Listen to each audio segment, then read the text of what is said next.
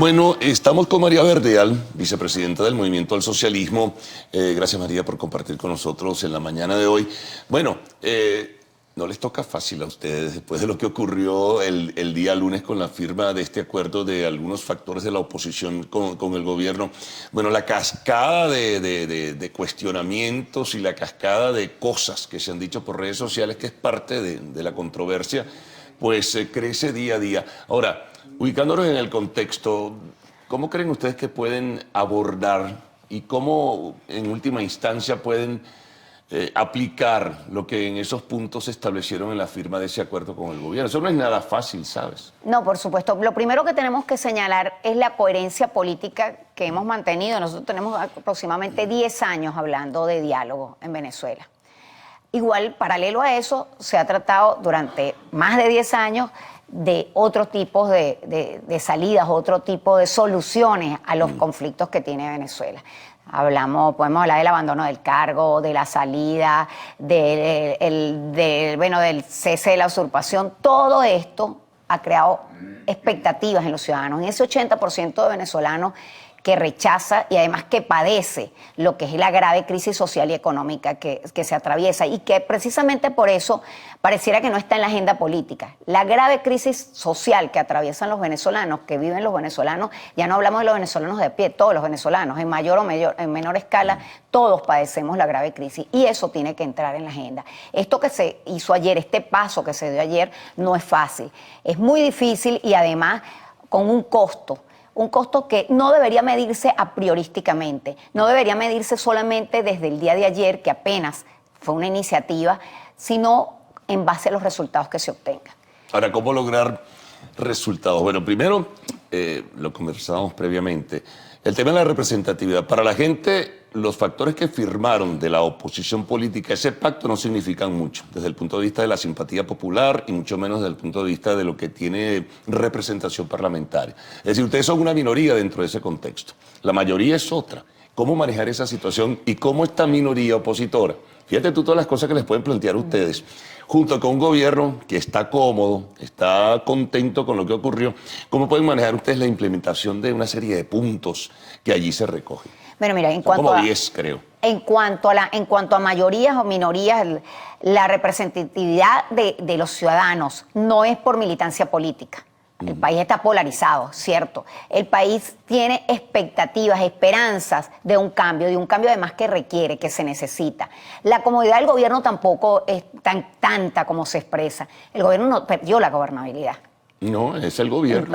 Pero se mantiene en el poder. Pero eso no le sirve a nadie. No sirve a los venezolanos, ni le sirve a Venezuela, tampoco le sirve al gobierno. Cuando te dice, María, que esto le sirve más al gobierno y que le da cierto sostén mucho más sólido, no desde el punto de vista internacional, que habrá que esperar las reacciones, pero a lo interno se siente como que, bueno, estoy dominando el escenario. La mayoría opositora está desplazada, no hay diálogo de Barbados y ahora yo firmo este acuerdo. Hay que aclarar, acotar, que el día domingo se anunció al país que Barbados había... Bueno, el gobierno lo había hecho antes. Bueno, el gobierno se había levantado de la mesa por las sanciones. Y de paso, entonces, bueno, la otra parte, que es representación de la Asamblea Nacional, a la cual, por cierto, todos reconocemos. Nosotros hemos reconocido el liderazgo de Juan Guaidó y le hemos dicho, convoca a los sectores democráticos. Entonces, se paró de la mesa, dijo, se agotó el diálogo. Si se agotó el diálogo, ¿qué viene? Si se agotó la negociación, ¿qué viene? Eso es un costo mayor para los venezolanos del sufrimiento que padecen. Nosotros estamos planteando en este momento, y es lógico, explorar otros escenarios. ¿Por qué no explorar otros escenarios? Porque hay un diálogo bueno, depende de quién lo realice, y hay un diálogo malo. ¿Por qué yo soy más venezolana que tú o me duele más el país a mí que a ti? Eso son cosas ahora, que no pueden calificarse hacia la ligera o despacharse a la ligera. Fíjate una cosa, María, sobre los 10 puntos aproximadamente. O sea, ¿cómo negociar con el gobierno la reincorporación? No son ustedes los que van a negociar la reincorporación de los diputados del chavismo, es la mayoría parlamentaria, que no son ustedes, por ejemplo. Eso es un punto que surge como pregunta. Lo de las sanciones, bueno, formalidad. Pueden pedir que se reduzcan las sanciones. ¿Cómo negociar eso de la Comisión de la Verdad? según sea el caso y según lo que la normativa judicial o, perdón, jurídica presente, bueno, pueden quedar muchos presos y otros salir. En fin, son complejos. Bueno, pero lo del Consejo Nacional Electoral, ¿cómo pero la integrar ese incorporación consejo? del PSUV, de la fracción del PSUV o del Gran Polo Patriótico a la Asamblea, precisamente no es para fijar acuerdos con nosotros o para negociar, es para que se pongan de acuerdo desde el Parlamento. Ellos y por supuesto, con los partidos. ¿Quiénes son los que nombran el CNE? Tiene que haber un pronunciamiento, María, del Tribunal Supremo de Justicia que declaró no, levantar el desacato. Claro, es que eso está en la agenda, levantar el desacato, la normalización del Parlamento venezolano y que la incorporación del PSUV es parte de eso. ¿Dónde se elige al nuevo CNE? Eso se había hablado en Barbados, tengo entendido. Pero si se concreta, si hoy que debe haber sesión, se incorpora el PSUV o se incorpora el Gran Polo Patriótico, lo lógico es que de ahí se dé otra dinámica política. De ahí tiene que surgir un entendimiento para la construcción de un nuevo CNE admitido por los venezolanos, más que por las partes, un CNE que recobre la credibilidad del elector. Y escogido por consenso y con equilibrio. Por consenso, por equilibrio, todo eso, pero ¿dónde se hace? Eso se hace en el Parlamento. Entonces, ¿por qué no cobrar la civilidad de las expectativas que tienen? Yo quisiera que esto cambiara de hoy para mañana, y eso no se puede hacer de esa manera. Ahora fíjate otra cosa, María. ¿Quiénes van a negociar, por ejemplo, el planteamiento canjear petróleo en la situación frágil y debilitada y casi de declinación que tiene el Parlamento?